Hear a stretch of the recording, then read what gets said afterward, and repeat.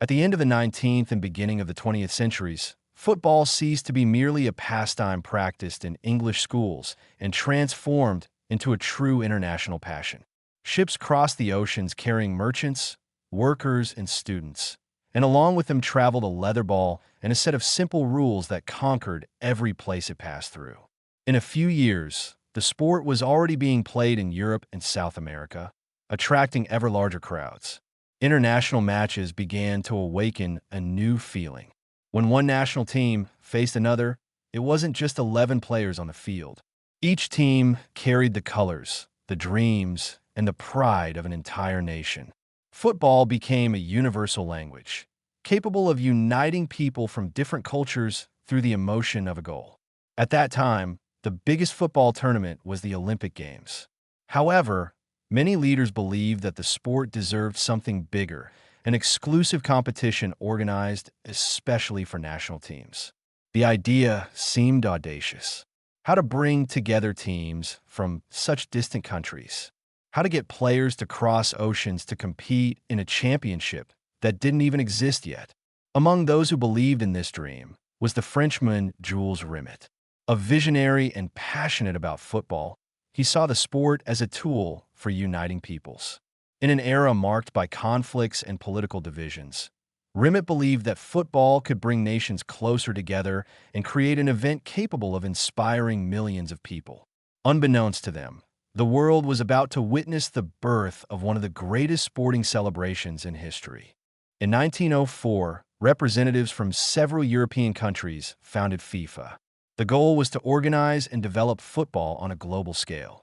In its early years, the organization was still small and faced numerous challenges, but the sport grew at an impressive rate. More and more countries created their national federations and joined the new international body. During the 1920s, football achieved enormous popularity. The Olympic tournaments attracted thousands of fans and demonstrated a huge interest in competitions between national teams. Still, there was a significant limitation. The Olympic Games followed strict rules regarding athlete participation, preventing many of the best players from being present. It was in this context that Jules Rimet decided to act. He began to advocate for the creation of an independent championship, open to national teams and dedicated exclusively to football. Many officials considered the project impossible. The journeys were long, expensive, and exhausting. There were no commercial airplanes capable of quickly connecting the continents, and moving an entire delegation meant spending weeks at sea. Despite the difficulties, the idea gained momentum. In 1928, during a FIFA Congress held in Amsterdam, a historic decision was made. By a large majority, the representatives officially approved the creation of the FIFA World Cup. All that remained was to choose the host country for the first edition.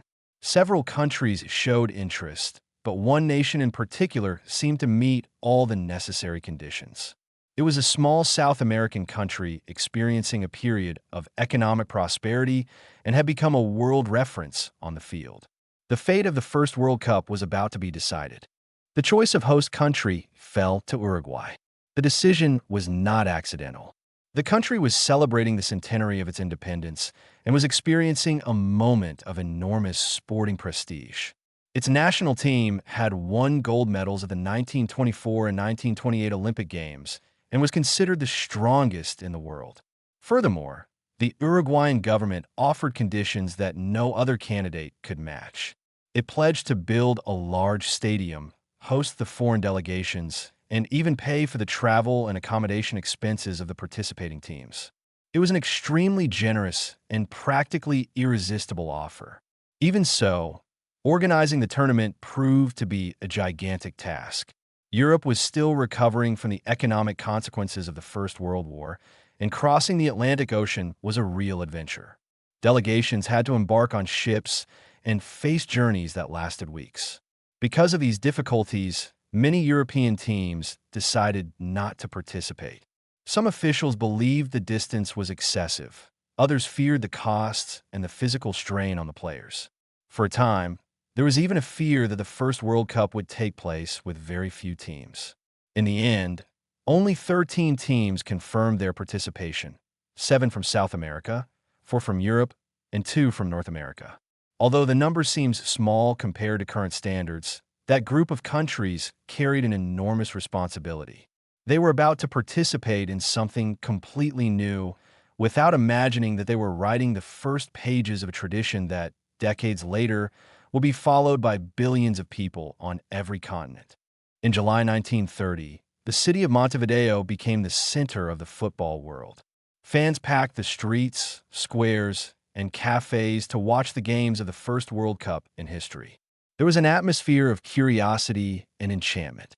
No one knew exactly what to expect from this new tournament, but everyone felt they were participating in a special event.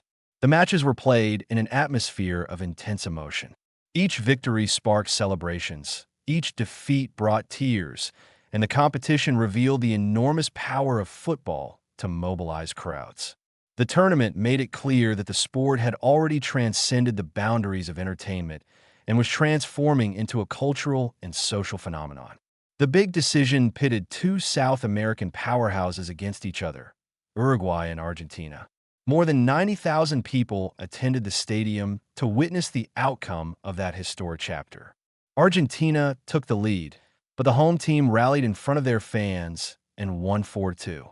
When the final whistle blew, players and fans stormed the pitch in an explosion of joy. Uruguay had become the first world football champion. At that moment, perhaps no one was fully aware of what had just been born.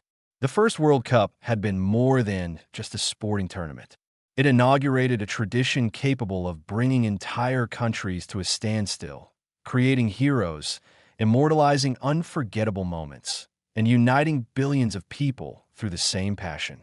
The dream imagined by Jules Rimet was finally becoming a reality, giving rise to the greatest spectacle in world football.